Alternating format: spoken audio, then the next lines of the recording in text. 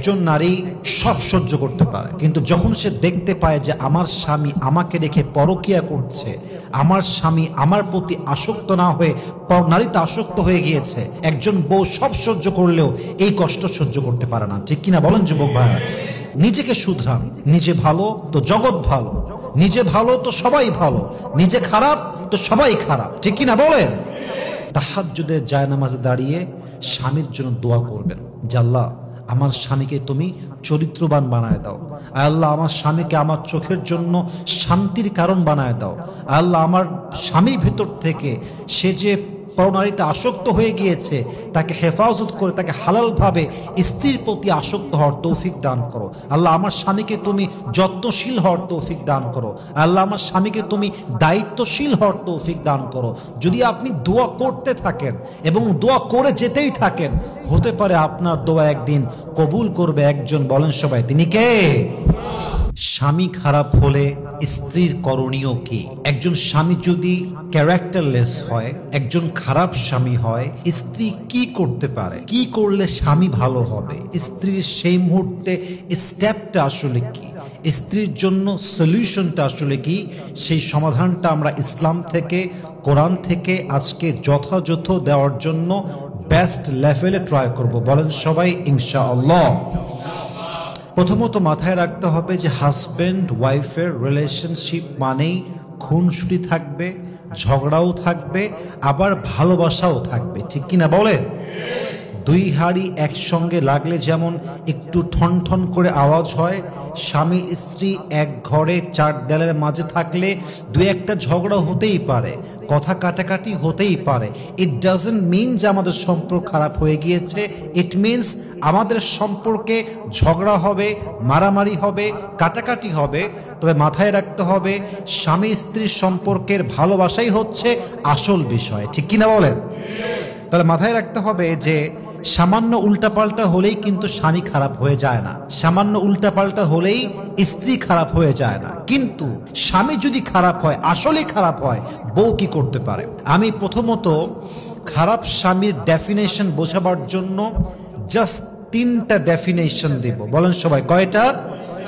1 number, আপনার স্বামী যদি কথায় কথায় অমানুষের মতো ব্যবহার করে, জানোয়ারের মতো ব্যবহার করে, জাস্ট লাইক আপনি তার একটা কেনা গোলাম, আপনার কোনো অন্যায় নেই, জাস্ট হয়তো হাত থেকে গ্লাসটা পড়ে গিয়েছে, রান্না করতে গিয়ে একটু তেল বেশি হয়ে গিয়েছে, অথবা তেল কম হয়ে গিয়েছে, অথবা লবণ বেশি হয়ে গিয়েছে, অথবা কম হয়ে গিয়েছে, এই জাস্ট ঠুনকো ঠুনকো বিষয় নিয়ে যেই স্বামী তার বউয়ের সঙ্গে অমানবিক আচরণ করে, জানোয়ারের মতো ব্যবহার করে, এটা কখনো ভালো স্বামীর কাতারে পড়তেই পারে না। ঠিক কিনা বলেন?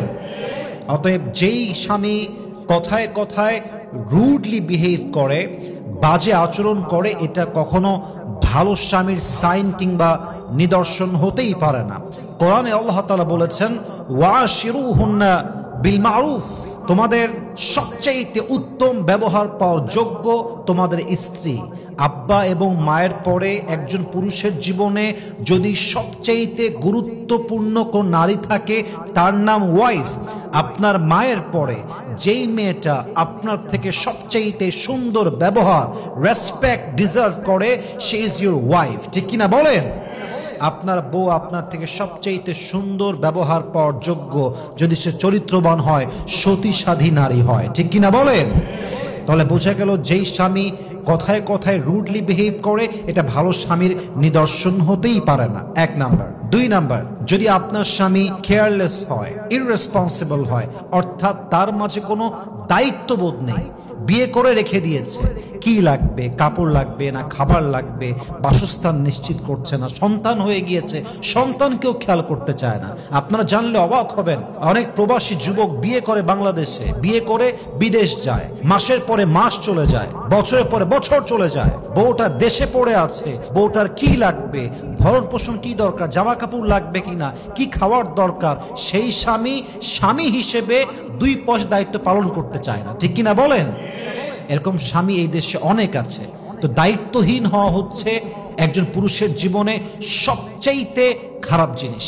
এবং যেই স্বামী দায়িত্বহীন হয়, এটাকে আমি স্বামী বলতেই প্রস্তুত না। স্বামী মানেই হচ্ছে দায়িত্ববান, স্বামী মানেই যত্নশীল, স্বামী মানেই যে সম্মান দেয়, স্বামী মানেই যে যত্ন করে আগলায় রাখতে পারে। ঠিক কিনা বলেন? এটা মাথায় রাখতে হবে। যে স্বামী যত্নশীল নয়, দায়িত্বশীল নয়, সে কখনো ভালো স্বামী হতে পারে না। তবে হ্যাঁ, এই চ্যাপ্টারে একটা মেসেজ আমি আমার প্রিয় বোনদেরকে উদ্দেশ্য করে দিতে চাই। প্রিয় বোন, মাথায় রাখবেন, স্বামী যদি যত্নশীল হয়, স্বামী যদি দায়িত্ববান হয়, আপনার কখন কি লাগবে, কোথায় লাগবে, কোন টাইমে লাগবে, এটাকে সে খুব প্রায়োরিটি লিস্টের নাম্বার 1-এ রাখে এবং আপনার যত্ন করে, আপনার প্রতি সে দায়িত্বশীল আচরণ প্রকাশ করে। এরপরে আপনার স্বামী কোথায় যাচ্ছে, কি করছে, কোন জায়গায় কাজ করছে, বেশি গোয়েন্দাগিরি করতে যাবেন না।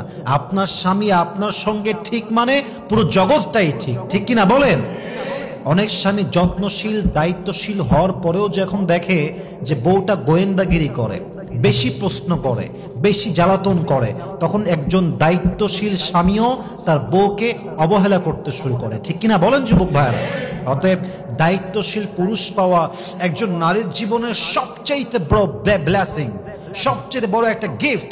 যেই নারী একজন দায়িত্বশীল পুরুষ পেয়েছে, সেই দুনিয়ার বুকে একটা জান্নাত খুঁজে পেয়েছে। ঠিক কিনা? দায়িত্বহীন হওয়া যাবে না। দায়িত্বহীন হওয়া একজন স্বামীর জন্য সবচেয়ে খারাপ নিদর্শন। 3 নাম্বার, আপনার স্বামী যদি পরকীয়ায় আসক্ত হয়, এর চাইতে বাজে গুণ আর হতে পারে না। এটা সবচাইতে বড় বদগুণ। একজন নারী সব সহ্য করতে পারে, কিন্তু যখন সে দেখতে পায় যে আমার স্বামী আমাকে রেখে পরকীয়া করছে, আমার স্বামী আমার প্রতি আসক্ত না হয়ে নারীতে আসক্ত হয়ে গিয়েছে, একজন বউ সব সহ্য করলেও এই কষ্ট সহ্য করতে পারে না। ঠিক কিনা বলেন যুবক ভাইরা? তো আপনার স্বামী যদি পরকীয়ায় আসক্ত হয়, তাহলে বুঝতে হবে যে আপনার স্বামী আসলে ক্যারেক্টারলেস একজন মানুষ, তার চরিত্র আহামরি ভালো নয়। এখন সলিউশন কি? একজন নারী কি করবে? স্বামী খারাপ, চরিত্রহীন, কেয়ারলেস, পরকীয়ায় আসক্ত। What can I do? What is the step that I should take for myself and also for my husband? আমি কি করতে পারি? সলিউশনটা কি হতে পারে? প্রথম কথা মাথায় রাখবেন, আগে নিজের দিকে তাকান। As a wife, do you have any fault? Ask yourself যে আপনার কোনো ত্রুটি আছে কিনা। অনেক মেয়ে দেখবেন বিয়ের পরে নিজের রূপের যত্ন নেয় না। অনেক মেয়ে দেখবেন স্বামীর যত্ন নিতে চায় না। স্বামী অফিস থেকে আসছে, মেয়েটা শুয়ে শুয়ে মোবাইল টিপছে, রিলস দেখছে, টিকটক চালাচ্ছে। স্বামীর কি দরকার, কখন দরকার, কেমনে দরকার? অনেক বউ তার যত্নই করতে চায় না। ঠিক কিনা বলেন? অনেক বউ তো এমন আছে, স্বামীকে স্বামী না মানুষই মনে করে না। স্বামী তো বহুত দূর কি বাত হয়, স্বামীকে কিছু বউ মানুষই মনে করে না। তো এই বউকে বাদ দিয়ে স্বামী পরকীয়া করবে তো কি করবে? তো নিজেকে শুধরান। নিজে ভালো তো জগৎ ভালো, নিজে ভালো তো সবাই ভালো, নিজে খারাপ তো সবাই খারাপ। ঠিক কিনা বলেন? নিজেকে শুধরাইতে হবে, নিজের যত্ন নেওয়া লাগবে, যত্নশীল হতে হবে, স্বামীর জন্য কেয়ারিং হতে হবে। 1 নাম্বার কথা। 2 নাম্বার, যদি যত্ন করার পরে, অনেস্ট থাকার পরে, লয়াল থাকার পরে, আফটার গিভিং ইউর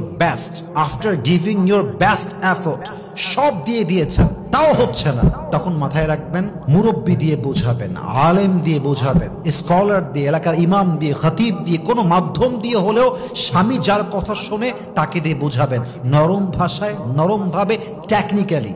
এত কিছুর পরেও যদি স্বামী না শুধরায়, তখন জাস্ট একটাই সলিউশন, তাহাজ্জুদের জায়নামাজে দাঁড়িয়ে স্বামীর জন্য দোয়া করবেন যে আল্লাহ, আমার স্বামীকে তুমি চরিত্রবান বানায় দাও। আল্লাহ, আমার স্বামীকে আমার চোখের জন্য শান্তির কারণ বানায় দাও। আল্লাহ, আমার স্বামীর ভেতর থেকে সে যে পরনারীতে আসক্ত হয়ে গিয়েছে, তাকে হেফাজত করে তাকে হালালভাবে স্ত্রীর প্রতি আসক্ত হওয়ার তৌফিক দান করো। আল্লাহ, আমার স্বামীকে তুমি যত্নশীল হওয়ার তৌফিক দান করো।